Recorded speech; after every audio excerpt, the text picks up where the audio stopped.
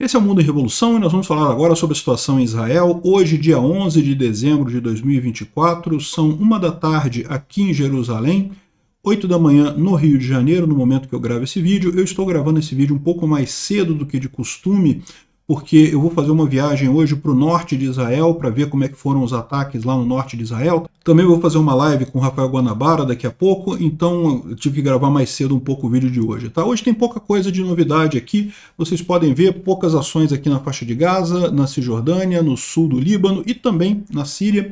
Vamos falar sobre a Síria também, algumas informações que a gente tem aqui.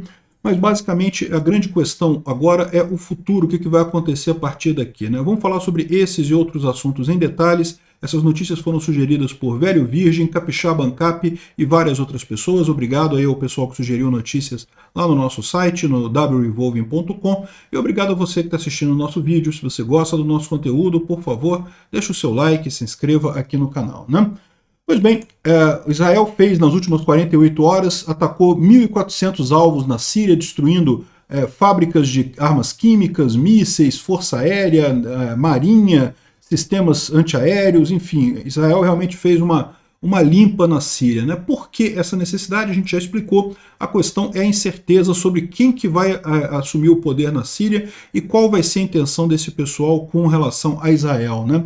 O pessoal aqui faz, o AH Razoni, faz aqui uma avaliação dessa mesma coisa, né, falando sobre vários ataques feitos por Israel aqui, e ele se pergunta, né, o que aconteceu, né?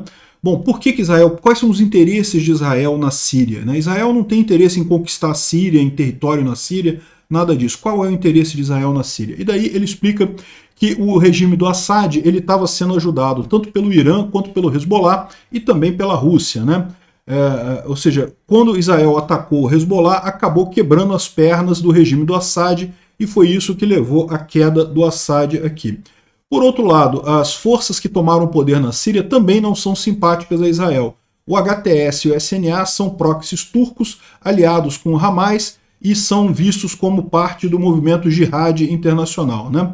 A Turquia tomou vantagem do colapso do Irã em face do ataque israelense contra o Irã e contra o Hezbollah e decidiu maximizar sua importância na região.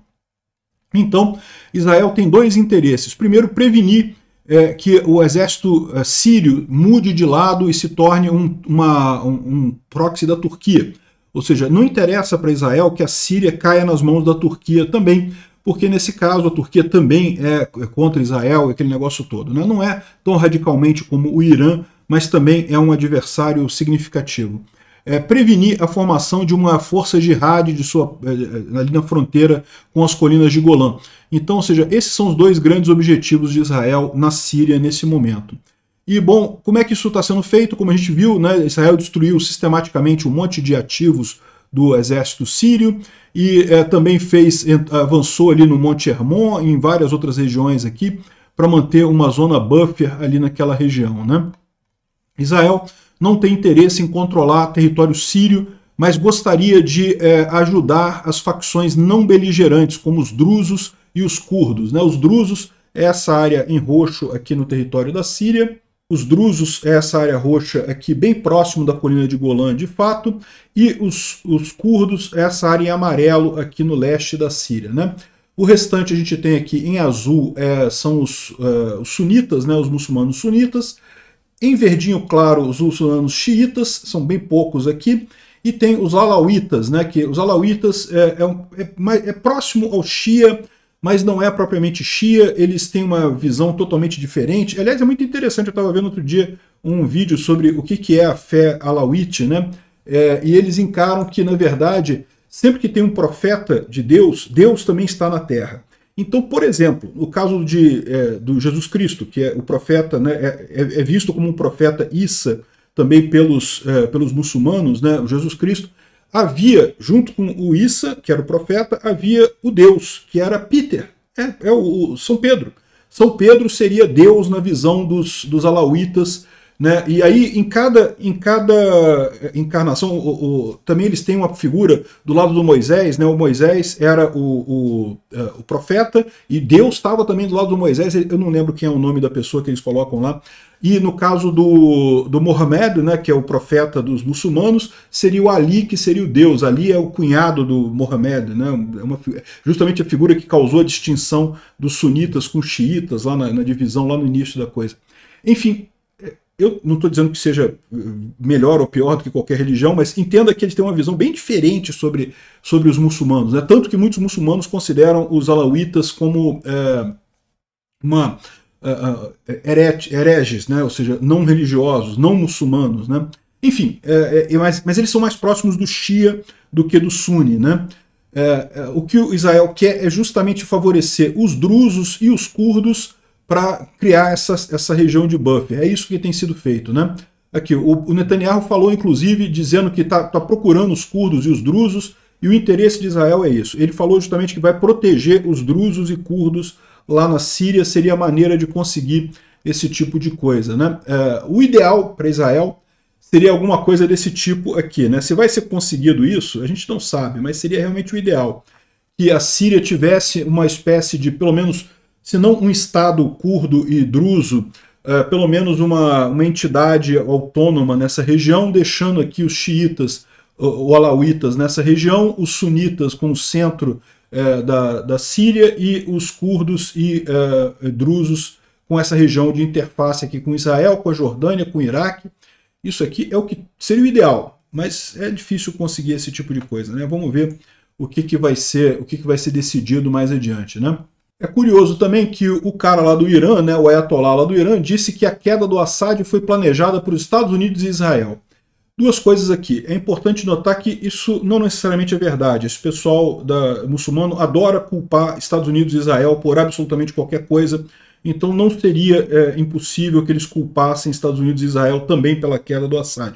Eles não gostaram da queda do Assad, mas não necessariamente eles querem dizer que tem alguma coisa aí, né? Ele diz aqui que a Turquia também desempenhou um papel óbvio na queda do Bashar al-Assad, não sei o que lá, e temos provas que são indiscutíveis e tal, e estão chateadíssimos e coisa e tal, e pois aí não vão poder fazer nada, porque no final das contas Israel já destruiu boa parte do poder do Irã, e do Hezbollah também, dos proxies do Irã também, né? Ou seja, o Irã está muito chateado com os Estados Unidos e Israel. Assim, eu não sei se foi Israel e os Estados Unidos que planejou esse negócio, mas ficaria muito feliz em dizer que foi Estados Unidos e Israel que planejaram a queda do Assad, mas eu não acredito que tenha sido isso não, tá? Enfim, vamos ver o que se descobre mais adiante, isso aqui não quer dizer muita coisa. Bom, olhando aqui para o lado da Síria, vocês podem ver também que o número de atividades aqui diminuiu consideravelmente, ou seja, não é que tenha parado, ainda tem conflitos aqui, principalmente entre os drusos e o pessoal do SNA aqui nessa região. Realmente eles tomaram Manbij, aqui já está na mão dos sunitas, e também aqui em Deir ez-Zor, também os sunitas tomaram Deir ez-Zor de volta. É um problema isso daqui. Por enquanto, a posição defensiva do rio Eufrates está mantendo aqui, ou seja, os drusos estão conseguindo manter a margem esquerda do rio Eufrates. Vamos torcer para conseguirem manter isso por mais tempo. Enfim, o que a gente tem de informação lá é que, na verdade, é mais conjectura que o pessoal está fazendo. Por exemplo, o Abu al-Daraja faz aqui uma reflexão muito interessante, né? Por que o exército sírio caiu tão rápido, né? Por que não teve basicamente nenhuma resistência, né, pelo ataque do HTS, né? Que coisa estranha isso. Eles falam que, lógico que a queda do Hezbollah e a queda da Rússia tem um papel nisso daí, né? O Hezbollah e a Rússia estão enfraquecidos, de forma que não conseguiram ajudar a Síria. Mas tirando a ajuda russa, a ajuda iraniana, a ajuda do Hezbollah e coisa e tal, a Síria ainda tinha um exército de cerca de 1 milhão de soldados. É um exército bastante razoável. É um bocado de gente, né? Com muito equipamento, muito tanque, coisa e tal. Como que esse exército caiu tão rápido para um grupo rebelde que também é numeroso, mas não chega nem perto desse número, né? E aí essa é a reflexão que ele faz aqui. E ele fala que é o seguinte: entre 1949 e 1970, houveram entre 7 e 8 golpes militares na Síria, ou tentativas de golpes militares na Síria. Contra o pai do Assad e contra o Assad, né? Então o que o pessoal fez com isso, né? Eles resolveram reformar o exército. reformaram o exército, fazendo um exército extremamente centralizado na figura do presidente, né? Então, ou seja, eles acabaram tirando do exército qualquer tropa que tivesse a mínima deslealdade, fosse menos, qualquer coisa contra o presidente era retirado, era afastado, ficando só o pessoal extremamente leal.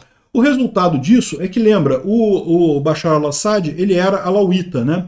Então, acabou que o exército ficou composto quase que exclusivamente por alauítas, e justamente porque eram as pessoas comprometidas com isso daí, né? Ou seja, Assad, procurando ter um exército à prova de golpe, ele acabou reorganizando os militares numa coisa muito desorganizada e centralizada em torno dele, cheio de gente leal, mas que não era necessariamente os melhores soldados. Ou seja, você acabou retirando a questão da meritocracia, né? Se a pessoa é um bom soldado, é um soldado capaz, e botando só a lealdade como critério.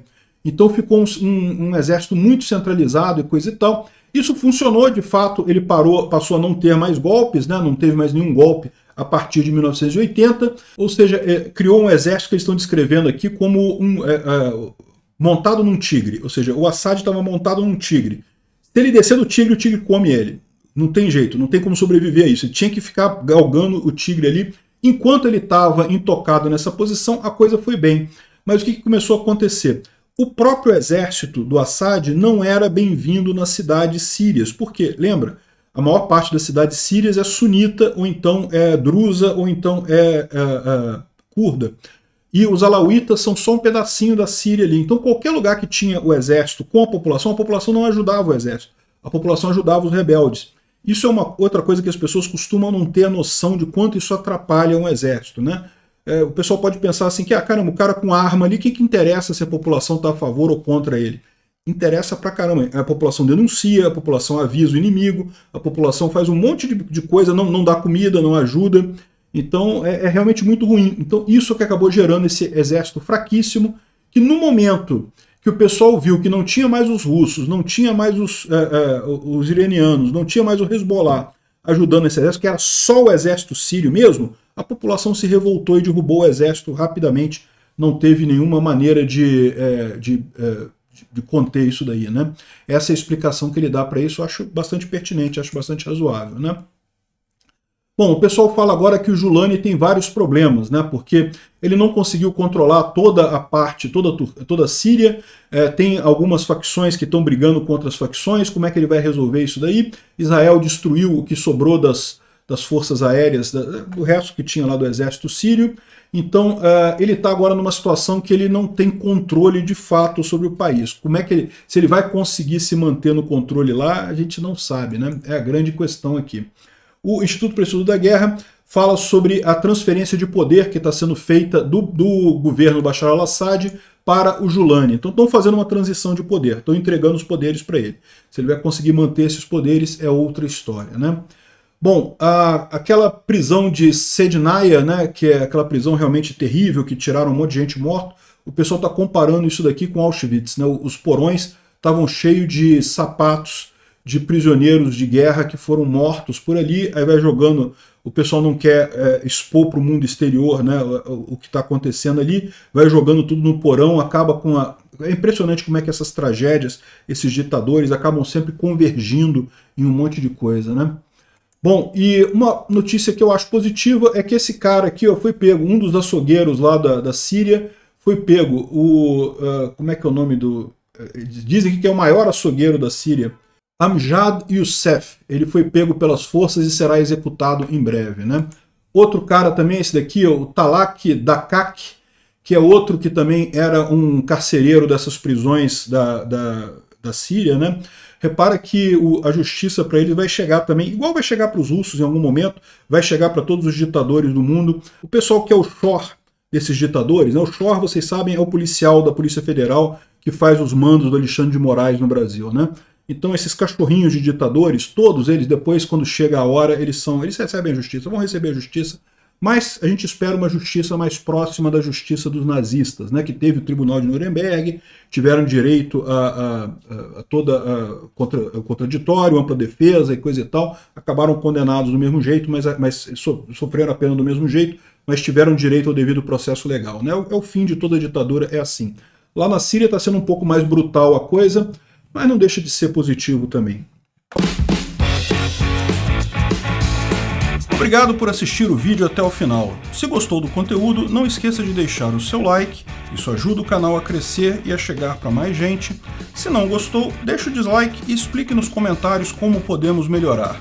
Comente também sugestões de temas que podemos trazer por aqui. Comentários insultuosos ou defendendo ditaduras e criminosos de guerra serão sumariamente bloqueados. Agradeço a compreensão. Se ainda não é inscrito no canal, considere se inscrever clicando no botão inscrever-se abaixo e marcando a campainha para todos os avisos. Se quiser ajudar o canal, veja no nosso site como você pode fazer isso.